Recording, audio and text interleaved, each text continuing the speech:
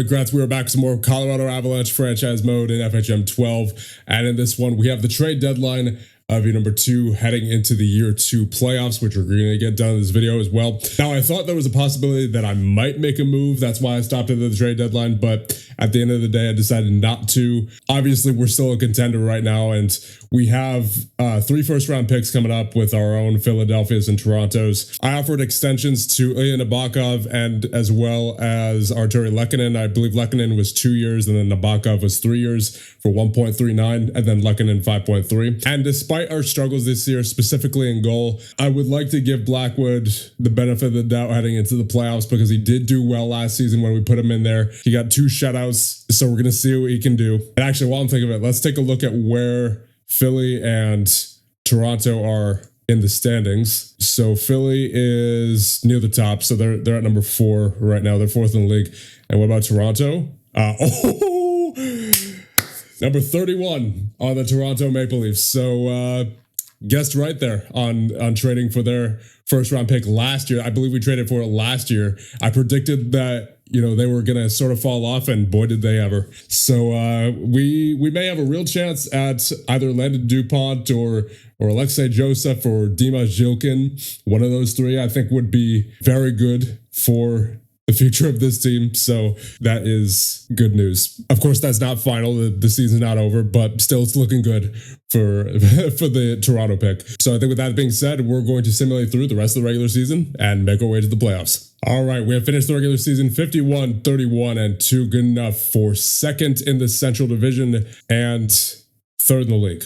So overall, a very solid year. Let's take a look at the stats. You have McKinnon with 112 points, leads the team with 61 goals as well. You have Natchez with 96. You have 71 for Landeskog, 63 for Lehkonen, 61 for Makar, 53 for Malinsky, 49 for Akan, 39 for Girard, 38 for Drury, 36 for Brindley, 32 for Suter, 31 for Baraboulet and Tarasenko, 27 for Colton and Brodin, 23 for Bulls, 19 for Middleton, 18 for Bardakov, 9 for Gushin and Burrows, and then 7 for Dadonov. And in goal, you have an .898 save percentage for Blackwood in 54 games played and 1 shutout. And for Nabokov in 34 games played at .887. So goaltending wasn't great this season, but I'm hoping that Blackwood can replicate his playoff performance from last year, at least from games 4 and 5. And the first round, we'll be facing the 47, 32, and 5 Minnesota Wild.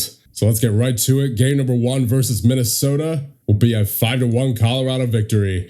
Shots are 38-32 in favor of Colorado. 3 stars of the game are McKinnon, Blackwood with the .969 save percentage, and Makar. First period, you have Marty Natchez getting us started from Gushin and Girard to make it 1-0. Then you have McKinnon from Lehkonen and Makar to make it 2-0. And then Charlie Strommel for Minnesota to make it a 2-1 game heading into the second period, where it's Natchez with the goal from Makar and McKinnon to make it 3-1. McKinnon from Lehkonen and Makar makes it 4-1. And then Bardakov from Brodin makes it 5-1. Third period, no scoring. So we take the 5-1 victory and a 1-0 lead in the series. All right, game number 2. We're still on home ice. It will be a 7-0 Colorado victory. That is what you like to see. A shutout victory for Mackenzie Blackwood as well. Shots are 35-25 in favor of Colorado. 3 stars of the game are Drury, Makar, and Lehkonen. First period, you have Jack Drury with goal from Landeskog and Bardakov. Make it 1-0 heading in the second period, where it is all Avalanche. You have Drury from Burrows and Landeskog to make 2-0. Natchez from Akan and Makar, Lehkonen from McKinnon and Makar, Gushin from Dadonov and Malinsky, Gushin again with 3 seconds left in the period from Tarasenko and Girard to make it 6-0 heading in the third period, where it's Jack Drury shorthanded from Lehkonen and Girard to make it a 7-0 win, and we are up 2-0 in the series. All right, here we go. Game number 3. Can we make it 3-0? No, we cannot. That will be a 5-2 Minnesota victory. Shots are 23 apiece. 3 stars of the game are Hunt, Korsak, and Bankier. Or Bankier. I'm going to assume that's Bankier. First period, Caden Bankier makes it 1-0 for Minnesota. Second period, you have Ryan Hartman and Niels Hoglander with the goals to make it 3-0 Minnesota before we get our first from McKinnon, from Middleton, and Natchez to make it 3-1 heading into the third, whereas Natchez from Middleton and Landeskog to make it 3-2 makes it interesting, but then Kaprizov and Hoglander makes it a 5-2 victory for Minnesota. Game number 4 in Minnesota. What will it be? It's going to be a 7-4 Colorado victory. We're now up 3-1 in the series. Shots are 36-34 in favor of Colorado. 3 stars a game are Colton, Bardakov, and Drury. First period, Natchez unassisted, gets the scoring started, makes it 1-0. Then you have Bardakov from Akan and Makar to make it 2-0. Then you have Joel Eriksson from Minnesota to make it 2-1. But then it's Makar from Bardakov and Colton to make it 3-1. Philip Hollander, I almost said Hoglander. They do have Hoglander and Hollander. Makes it 3-2 for Minnesota. Then in the second period, you have Colton scoring from Malinsky and Bardakov, make it 4-2. Bardakov from Colton and Drury makes it 5-2. And then Drury from Colton and Tarasenko makes it 6-2. Heading into the third period, where it's Nicholas Waugh with a goal and Kirill Kaprizov to make it 6-4. But then it's Jack Drury into the empty net from Malinsky. Makes it a 7-4 victory. All right, here we go. Going into game number 5. This is an elimination game. Come on, Colorado.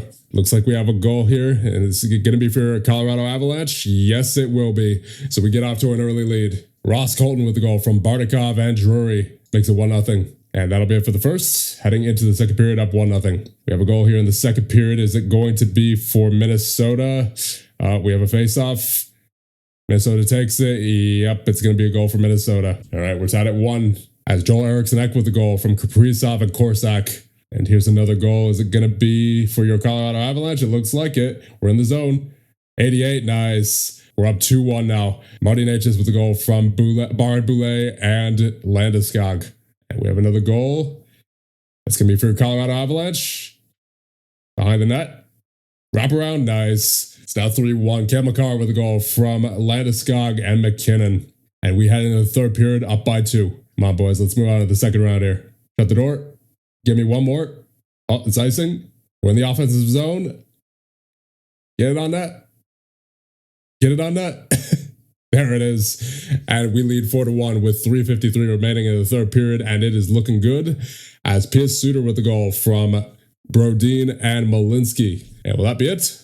Yes, indeed. We're moving on to round number 2. Shots are 33-23 in favor of Colorado. 3 stars of the game are Landeskog, Natchez, and Malinsky. Oh boy. Second round, we have the 61-18-5 Dallas Stars. This is not going to be an easy one. Here we go. Game number 1 versus Dallas will be a 6-2 Dallas victory. Yep, they look like a tough team here. Shots are 36-28 in favor of Dallas. 3 stars of the game are Rantanen, Miller, and Angelo. First period, you have Connor Garland with the goal, makes it 1-0. Then JT Miller makes it 2-0 heading in the second period, where it's Anthony Angelo with a goal, make it 3-0. Third period, we get our first goal of the game. Marty Natchez on the power play from McKinnon, and Landeskog makes it 3-1. But then it's Jack Thompson, Mikko Rantanen, and Tyler Seguin with back-to-back goals to make it 6-1. Jonas Brodin gets the goal for us in the last minute of the game from Barboulet and Gushkin, but it is nowhere near enough, and they take a 1-0 series lead. Here we go. Game number 2 will be a 4-3 Dallas victory. Yep. It's already 2-0 series now. Shots are 39-33 in favor of Colorado. 3 stars of the game are Sagan, Middleton, and Donato. First period, Alex Barrett-Boulet gets us started from Tarasenko and Middleton to make it 1-0 heading in the second period, where it's Colton. So we took a 2-0 lead at one point from Makar and Drury to make it 2-0. And that's Heiskanen with their first goal of the game. Heading into the third period, where it's JT Miller, and then Jack Drury makes it 3-2 from Brindley and Middleton. But then it's Tyler Seguin to make it tied at 3, heading into overtime, where it's JT Miller with the overtime heroics for the Dallas Stars. And we're down 2-0 in the series just like that. Here we go. Game number 3 will be a 3-2 Colorado victory. Okay, I'll take it. We need to just go game by game here. Shots are 34-25 in favor of Dallas. 3 stars of the game are Landeskog, Smith, and Makar. First period, no scoring. Second period, Piers Suter gets us started from Colton and Makar. Make it 1-0. And then it's Will Smith to make it 1-1.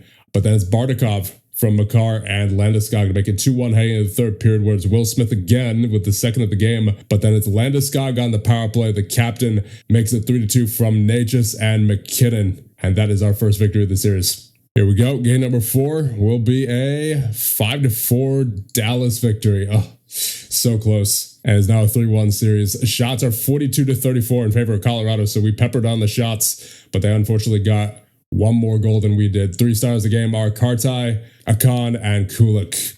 First period, Yuri Kulik with the goal makes it 1-0. Second period, you have Jack Drury with the goal from Lehkonen and Tarasenko to make it 1-1, but then it's Maverick Bourque to make it 2-1. Then you have back-to-back-to-back consecutive Colorado goals, so we were up by 2 heading into the third period. You have Natchez on the power play from Landeskog and McKinnon, and then it's Lehkonen from Drury and Akan, and then it's Akan on the power play from McKinnon and Makar to make it 4-2 heading into the third, where it's Ty Kartai and then Connor Garland to make it 4-4 heading to overtime once again, where it's Ty Kartai with the goal to make it a 3-1 series in favor of Dallas. Here we go. Game number 5. It is an elimination game. Backs against the wall. We got to get this win here. Come on, Colorado. Get off to a good start here. A bunch of back and forth passes between 18 and 54, and it works out for them, and that is our first goal of the game halfway through the first period, as Jack Drury with the goal from Brindley and Brodin makes it 1-0. We have another goal. Looks like it might be for Dallas here. We have a face-off. Dallas takes control, and yep, that's going to be a Dallas goal. We're at 1-1. Ty Kartai with his third of the series from Bixell and Miller. And we have another goal before the end of the first period here. And it looks like we are going to have an icing. Yep. That doesn't bode well. Yep. That's going to be a goal for Dallas with 9 seconds left in the period. Tyler Tucker with the goal from JT Miller and Connor Garland. And we were down by 1 heading into the second period.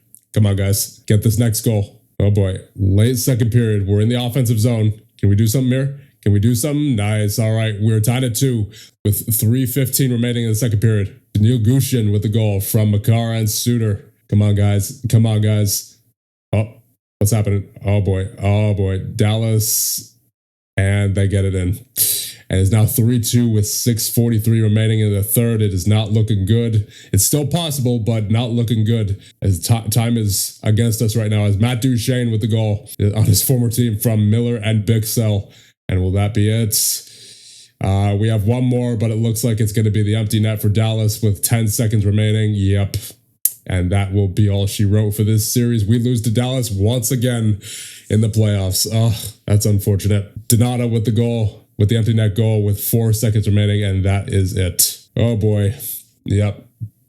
So 2 of our best contention years have been wasted away by the Dallas Stars. Because I'm pretty sure we lost to them last year as well, right? Because I remember Duchene scoring on us last year in the playoffs, and he scored on us here again in the third period, and that is just unfortunate. Shots are 38-24 in favor of Dallas. 3 stars of the game are Miller with the 3 assists, Suter, and Bixell. Yeah, I mean, I think honestly, once again, year number 1 and year number 2 were our best chances to win the Stanley Cup, and we didn't even come close either time. Dallas was just overall better than us, both in the series in year number 1 and this series here at year number 2. Let's check out the playoff stats before we move on. You have 13 points for Cale Makar. He did very well. You have Jack Drury with 12. You have Natchez and McKinnon also with 10. So those 4 did well. Landeskog with 9 points in 10 games played. His resurgence has been very wonderful to see, especially considering his contract. Then you have Bardakov with 8 points. Colton with 7. Lehkonen with 6. Gushin with 5, Akan, Brodin, Middleton, Tarasenko, and Malinsky with 4. Suter, Barre-Boulet, and Girard all with 3. 2 for Brindley, 1 for Dodonov and Burrows. And then in goal, you have a .903 save percentage for Blackwood, so he did all right.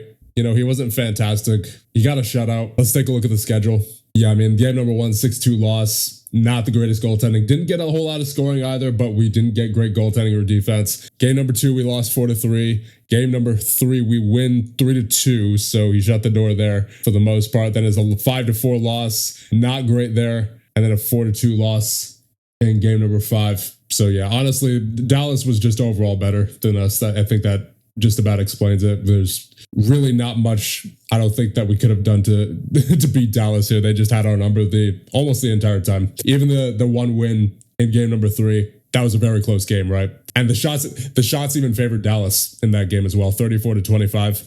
Like, they were just clearly overall the better team. So I think that does raise some questions about the future of this roster. I'm not saying that we're going to be going into a complete rebuild or anything, or even that we're going into a rebuild at all. But I think we do have to start moving some of the older players out and maybe bringing in some new, younger talent if possible, whenever possible, right? Because the majority of this roster is getting kind of up there in age. A lot of guys who are on the wrong side of 30 as well. Like half this roster is 30 or over, right? Yeah, Dodonov, Tarasenko, Landeskog, Brodin, Lehkonen, Burrows, McKinnon, Abols, Suter, Colton, Blackwood, all 30 or over. And then anyone who's not 30 is, 29, 28, 27. Very few players on this roster could be considered young players at this point. You got Brindley, who's 22. Nabokov is 24. You could technically consider him a young player who still has some potential, right? But everybody else has already hit their peak.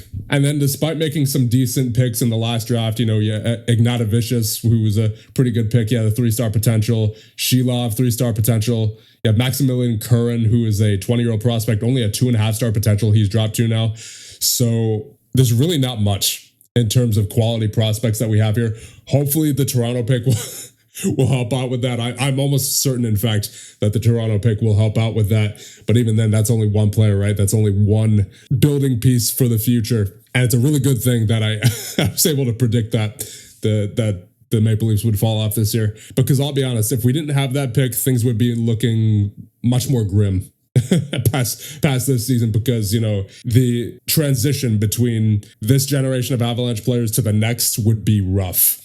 It would be rough, especially later on, like years 5, 6, 7. Once guys like McKinnon and Natchez are starting to age up, and McKinnon's already 31. He's going to be, by the time we get to year number 5, he's going to be, 34, 35. And by that point, I think we'll still be a good team. Like, we'll still be a good team in year number 5, I think, because we have, as long as we have players like McKinnon and Natchez and Makar, we'll be a good team, right? But the thing is, those players are getting older. They're going to start regressing. We're not bringing in any new young talent as of yet. So that's where my concerns lie with this roster, is not having the new set of players to bring in. But like I said, the Toronto pick will definitely help out with that. Overall, this team does need a lot more young talent injected into it. So I think this year's draft especially is going to be key for us. So it's a really good thing we have Toronto's pick. So I think with that said, we will move ahead and see who wins the Stanley Cup. And your Stanley Cup champions for the 2026-27 season are the Carolina Hurricanes. This is their second championship. They last won in 2006. They went through Philly, Columbus, Montreal, and Dallas. All right, since we're in the offseason now, let's take a look at the players that we have to re-sign. Tarasenko wants nearly $6 million for 1 year. I don't think what he did this year justifies $6 million. He's probably going to drop off going into next season anyway. He's only a 3-star ability, 35 years of age. We need to start getting younger. We absolutely have to start getting younger. Dodonov, not even going to bother looking at what he wants. Because, he had 7 points in 24 games played this year. P.S. Suter, nearly $6 million for 2 years. He's not worth that. He's not worth that. Then you have Girard, 6.3 for 3 years. This team is getting so expensive. Girard, I can make the case for, because he's very good physically, especially speed at 19. That's very valuable. 17 mobile defenseman rating. He had 39 points this year, 46 last year. I'm not a fan of the years. I think I want to take him to 2 years if possible, but I will offer Girard. Let's try 6.6. Okay, 6.6 for 2 years works for him. Then you have Colton, 5.1 for 3 years. He only had 27 points this year, 14 grinder rating. He had 49 last year. I think he honestly might be a 1 year contract kind of deal. If I can get him down to 1 year, I'll give him like 5.8 for 1 year. Okay, so he's down to 2 years now. I got him down to 2 years. Would I do that? Here's the thing about Colton, is that his speed is kind of down to 12. And that's a pretty drastic reduction from last year, because he was at 14 last year. Now he's down to 12. He's dropped 2 points since the start of this season. And I do not know if I like that. But the thing is, I want to stay competitive, right? Yeah, I'll give him this. It's not like it's too high of a risk contract. It's only for 2 years. So I think it could easily be moved as well if we have to. So we'll give him this. So there you go. Girard and Colton have signed. And I think everybody else here, as far as NHL players, are going to get released. So Tarasenko, Suter, and Dodonov going to free agency. I guess I'll just sign some of these AHL guys as well. Oh yeah, and then there's Middleton as well. He's a 1.5 star. He had a 68 defensive grade. What does he want? $1 million for 2 years. You know what? He's some cheap defensive depth. His defensive category is decent. It's actually pretty good. It's just his physical category, I think, that drags him down. Yeah, he's only at 12 speed, 12 acceleration, 11 agility. So he's not great as far as physical goes, but defensive ratings are okay. He's got the 14 crease clearing defenseman role. So I would say he's a serviceable backup player, right?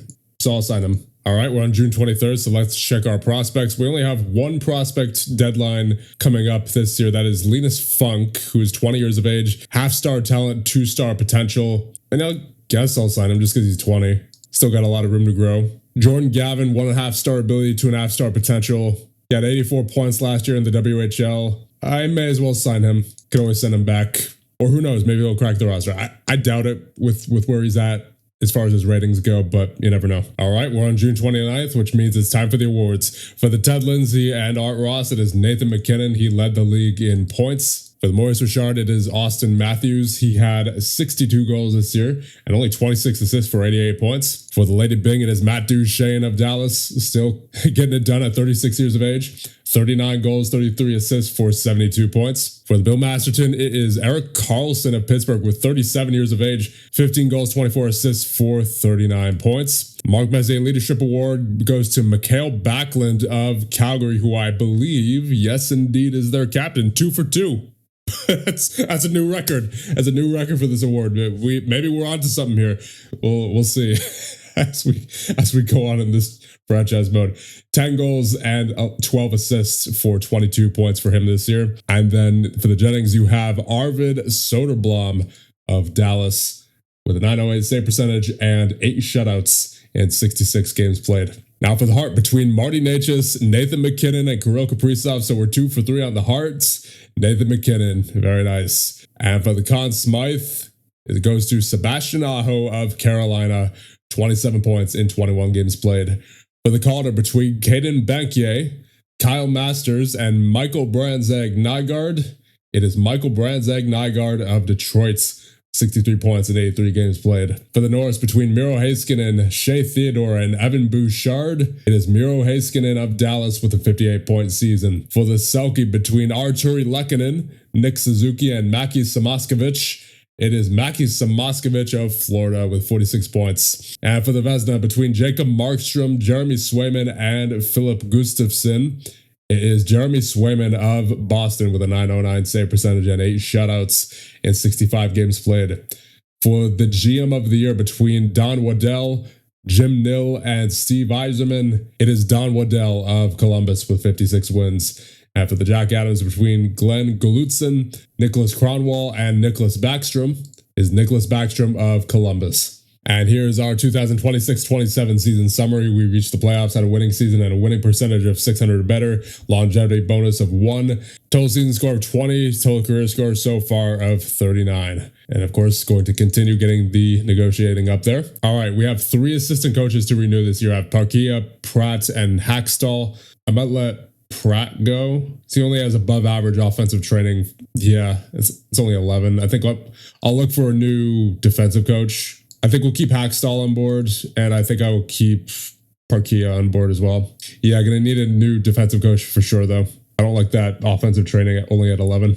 Yep, there it is. Dodonov retires at 38 years of age. Good career for him. So let's take a look at what we need. In goal, you have Blackwood and Nabokov. We're fine there. I mean, maybe we're not fine. I don't know. But in terms of numbers, we're fine. On defense, you have 7 technically. Burrows is only a 1-star ability now. So I'd prefer to upgrade from him if possible. And then at forward, you have 3, 6, 9, 12. So we're going to need a couple more forwards, I would imagine. And thankfully, we are only at 82.8 million in salary cap. So we were able to clear up a lot of cap space for this team, which is very much a good thing. And obviously now you also have Makar making less money, which, you know, was a surprise, I guess, partially due to the fact that he did not play in the regular season last year due to his long-term injury. But the point being, we do have some money to work with, right? We have, I'm going to say roughly 12 million to work with. However, at the same time, I would also like to get younger. You know, I don't want to keep going after these old veterans like Mark Stone, 35 years of age. I don't want to be going after another veteran here. I mean, obviously I'll sign a veteran or two if that's all that's out there, and you know, in order to stay competitive, but obviously I would much prefer the younger player route. But with that said, I think we'll save that for next time. So we'll end things off here, but not before I thank the channel members. Thank you guys so much for all your support, and I'll see you guys in the next one.